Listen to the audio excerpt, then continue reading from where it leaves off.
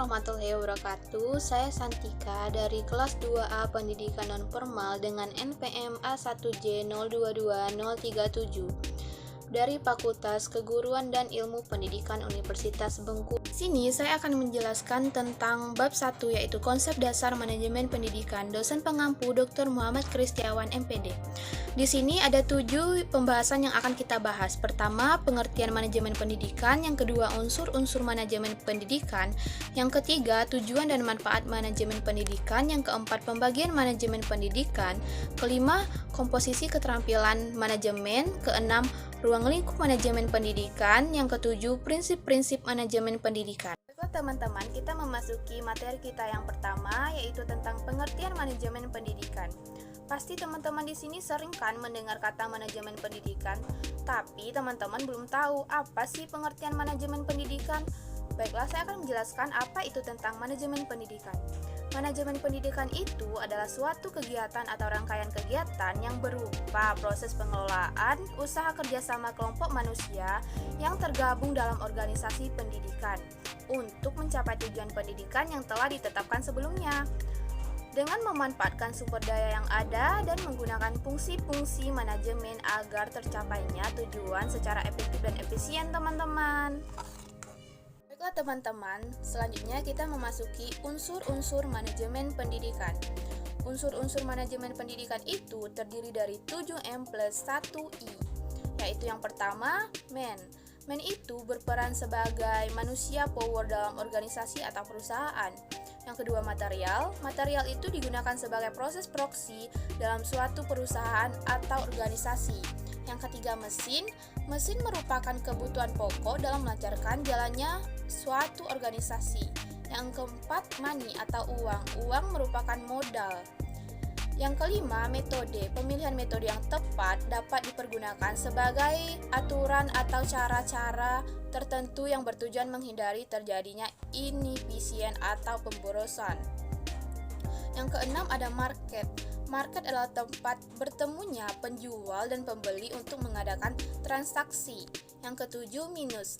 Merupakan waktu yang dipergunakan dan dimanfaatkan dalam pencapaian visi dan misi suatu lembaga secara efektif dan efisien. Yang dimaksudkan plus 1I yaitu information, adalah informasi, data, atau berita yang harus sampai ke seluruh stakeholder. Baiklah teman-teman, kita memasuki tujuan dan manfaat manajemen pendidikan. Tujuan dan manfaat manajemen pendidikan terdiri dari 6.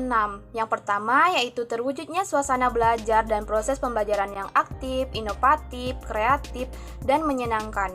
Yang kedua, terpenuhinya salah satu 4 kompetisi tenaga efektif dan efisiensi.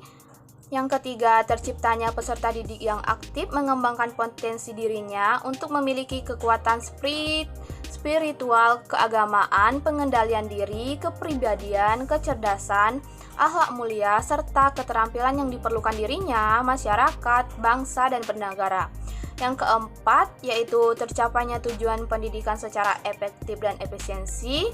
Yang kelima, terbekalinya tenaga pendidikan dengan teori tentang proses dan tugas administrasi pendidikan. Yang terakhir, yaitu teratasinya masalah mutu pendidikan. Baiklah, yang keempat ada pembagian manajemen. Pembagian manajemen ada 3, yaitu manajemen puncak, manajemen menengah, dan manajemen pelaksanaan. Yang pertama yaitu manajemen puncak, atau disebut juga dengan manajemen institusional atau eksklusif.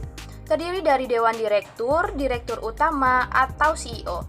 Tugasnya yaitu mengembangkan rencana-rencana yang luas untuk lembaga dan mengambil keputusan-keputusan yang penting. Yang kedua yaitu manajemen menengah.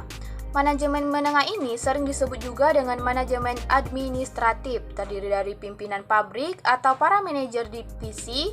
Tugasnya yaitu bertanggung jawab untuk mengembangkan rencana-rencana operasional yang lebih luas dan menerapkan rencana yang dibuat oleh manajer puncak. Dan yang terakhir ada manajer pelaksanaan.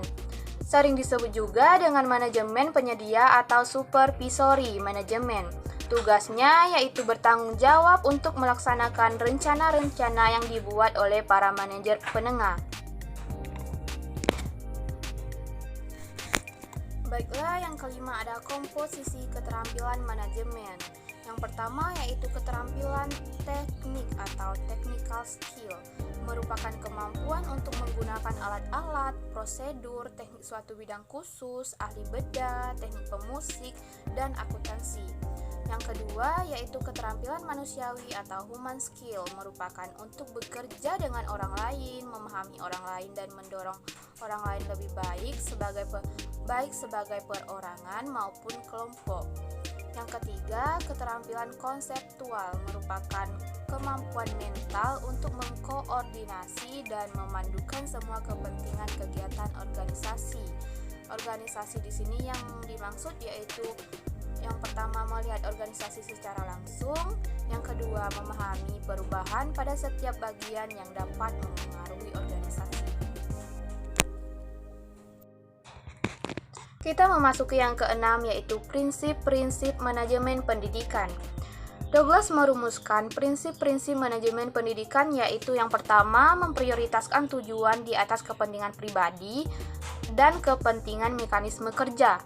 Yang kedua, mengkoordinasikan wewenang dan tanggung jawab. Yang ketiga, memberikan tanggung jawab dan personil sekolah hendaknya sesuai dengan sifat-sifat dan kemampuannya. Yang keempat, mengenal secara baik faktor-faktor psikologis manusia. Yang terakhir yaitu relativitas nilai-nilai. Baiklah, kita memasuki yang terakhir yaitu tentang ruang lingkup manajemen pendidikan. Ruang lingkup manajemen pendidikan terdiri dari 8. Yang pertama yaitu manajemen kurikulum, yang kedua manajemen personalia, yang ketiga manajemen peserta didik, yang keempat manajemen sarana dan prasarana, yang kelima manajemen keuangan atau pembiayaan, yang keenam manajemen administrasi, yang ketujuh manajemen humas, yang kedelapan manajemen layanan khusus. Yang pertama yaitu manajemen kurikulum. Apa sih manajemen kurikulum itu? Manajemen kurikulum itu adalah sistem pengelolaan atau penataan terhadap kurikulum secara komparatif, komprehensif, sistemik, dan sistematik yang dijadikan acuan oleh lembaga pendidikan rangka mewujudkan ketercapaian tujuan kurikulum. Yang kedua yaitu manajemen personalia, adalah serangkaian proses kerjasama mulai dari perencanaan, pengorganisasian, penggerakan, dan pengawasan dalam bidang personalia dengan mendayagunakan sumber daya yang ada secara efektif dan efisien sehingga semua personil sekolah menyumbang secara optimal bagi pencapaian tujuan pendidikan yang telah ditetapkan. Yang ketiga yaitu manajemen peserta didik. Manajemen peserta didik ini adalah upaya penataan peserta didik mulai dari masuk sampai mereka lulus dengan cara memberikan layanan sebaik mungkin pada peserta didik.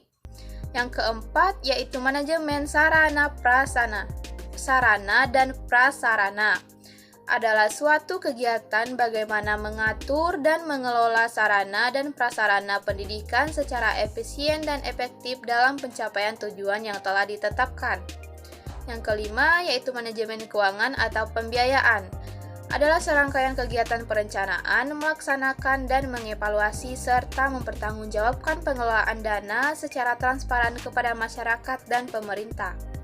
Yang keenam, manajemen administrasi. Manajemen administrasi dalam perspektif manajemen dipandang mempunyai peran penting sebagai previewing atau kemampuan melihat masa depan. Hal ini berarti administrasi dinilai mampu melihat keadaan masa yang akan datang dan mempunyai peluang untuk menghadapinya. Yang ketujuh, manajemen humas. Manajemen humas adalah fungsi manajemen yang diadakan untuk menilai dan menyimpulkan sikap-sikap publik menyesuaikan polisi dan prosedurnya instansi atau organisasi untuk mendapatkan pengertian dan dukungan dari masyarakat. Yang terakhir adalah manajemen layanan khusus. Adalah suatu usaha yang harus tidak secara langsung berkenaan dengan proses belajar mengajar di kelas, tetapi secara khusus diberikan oleh pihak sekolah kepada para siswanya agar mereka lebih optimal dan melaksanakan proses belajarnya. Itulah materi-materi yang sudah kita bahas, teman-teman. Itulah video penjelasan tentang konsep manajemen pendidikan. Saya akhiri, wassalamualaikum warahmatullahi wabarakatuh.